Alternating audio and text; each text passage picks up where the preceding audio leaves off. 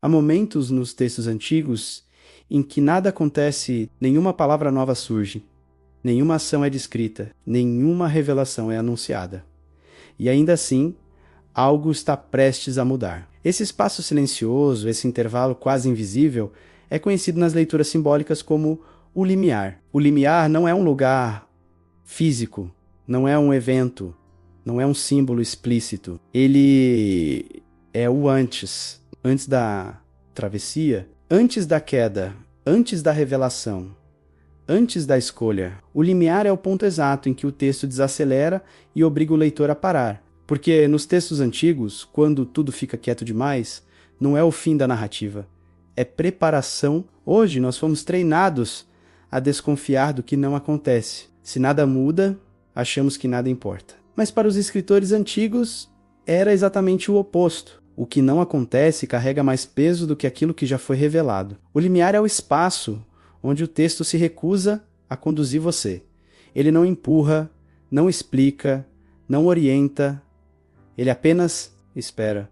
E essa espera não é passiva, ela é intencional. Nos textos bíblicos, o limiar aparece sempre antes de grandes deslocamentos internos. Antes de alguém partir, há uma pausa. Antes de uma promessa se cumprir, há um intervalo. Antes de uma decisão irreversível, há um silêncio prolongado. Nada é dito, nada é feito.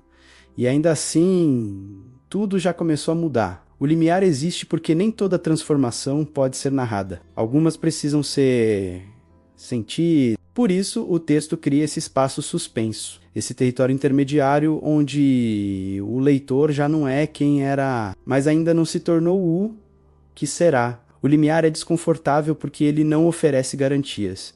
Não há resposta, não há confirmação, não há certeza. Existe apenas a consciência de que algo antigo já não sustenta mais menos, mas o novo ainda não se revelou. E é exatamente nesse ponto que muitos leitores se perdem, porque fomos ensinados a pular essas partes, a acelerar, a buscar logo a conclusão. Mas os textos antigos não recompensam quem corre, eles recompensam quem permanece. O limiar não é um erro de escrita, não é um espaço vazio e esquecido. Ele é um mecanismo simbólico criado para deslocar o leitor do conforto da narrativa linear. Aqui, o texto deixa claro, né? A travessia não começa com o primeiro passo.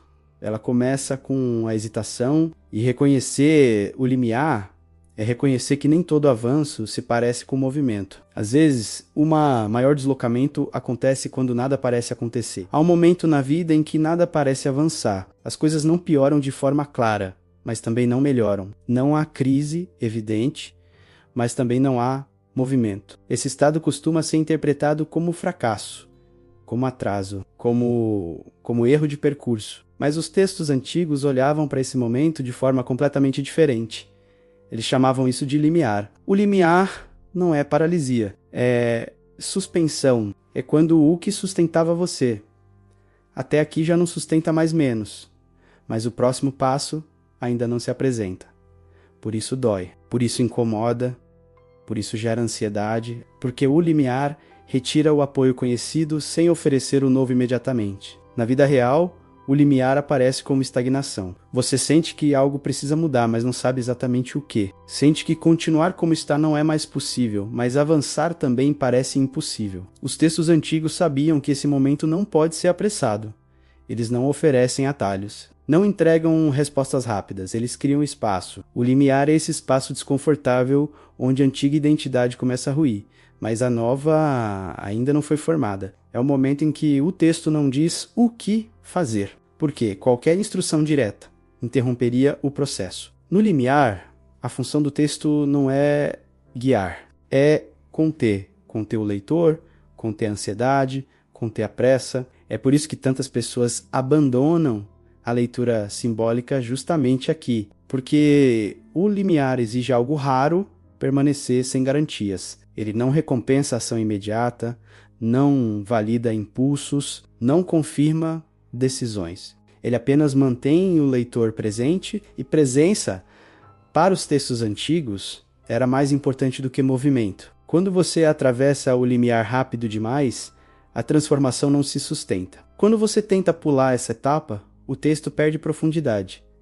Por isso, o limiar aparece antes das maiores mudanças, antes da travessia, antes da revelação, antes da escolha definitiva. Ele é o ponto em que nada acontece externamente, mas tudo começa a se reorganizar por dentro. E reconhecer o limiar é reconhecer que nem todo atraso é erro. Às vezes é o texto pedindo que você fique, não para desistir, mas para amadurecer. Existe um detalhe importante que os textos antigos fazem questão de preservar. O limiar não anuncia quando termina. Não há sinal claro, não há aviso, não há confirmação externa. Em algum momento, sem que o leitor perceba, a escolha já foi feita. E é isso que torna o limiar tão desconcertante. Porque não existe um ponto exato em que o texto diz: agora você atravessou. A travessia acontece quando o leitor já não consegue voltar ao estado anterior. Nos textos bíblicos, esse momento raramente é descrito em detalhes. Não há explicação longa, não há preparação explícita. A narrativa simplesmente avança e o leitor percebe, tarde demais, que algo já mudou. O limiar funciona assim porque ele não é um evento externo, ele é um deslocamento interno. Enquanto o leitor espera um sinal visível, o texto trabalha em silêncio. Ele desgasta certezas antigas, enfraquece apoios anteriores, desestrutura expectativas, até que de repente o antigo já não serve mais. E o novo, mesmo ainda indefinido, já começou a se formar. É por isso que o limiar não pode ser ensinado como técnica, ele não pode ser explicado passo a passo, porque cada leitor atravessa esse espaço de forma diferente. Nos textos antigos, a escolha não acontece quando o leitor decide agir. Ela acontece quando o leitor aceita permanecer sem controle. O limiar testa algo fundamental, a capacidade de sustentar a incerteza, quando o leitor não foge, quando não preenche o vazio, quando não força uma conclusão. É nesse ponto que o texto se abre. Não porque algo novo é revelado, mas porque o leitor mudou. O texto sempre esteve ali. O símbolo sempre esteve ali. O que muda é a forma de perceber. É por isso que, após o limiar, a narrativa ganha outro peso. As mesmas palavras soam diferentes. Os mesmos símbolos adquirem profundidade. O leitor atravessou sem perceber, e não há retorno completo. Por isso os textos antigos não dramatizam o limiar, eles não o transformam em espetáculo. Eles o mantêm discreto, porque o verdadeiro impacto não está no que acontece fora, mas no que já não pode ser desfeito dentro. Quando o limiar é ignorado, a leitura permanece superficial. Quando ele é reconhecido, a narrativa se torna pessoal, não no sentido emocional imediato, mas no sentido estrutural. O texto passa a exigir responsabilidade de leitura, de permanência, de atenção. E é aqui que muitos leitores modernos sentem desconforto, porque atravessar o limiar significa aceitar que não há mais como ler da mesma forma de antes. Depois do limiar, o texto já não é o mesmo, não porque as palavras mudaram, não porque novos símbolos surgiram, mas porque o leitor mudou, aquilo que antes parecia distante passa a exigir envolvimento. O texto deixa de ser apenas observado e começa a pedir responsabilidade. Responsabilidade de leitura, de atenção, de permanência. Os textos antigos sabiam que atravessar um limiar muda a forma como tudo é percebido depois. Por isso eles não explicam esse momento. Eles não o destacam.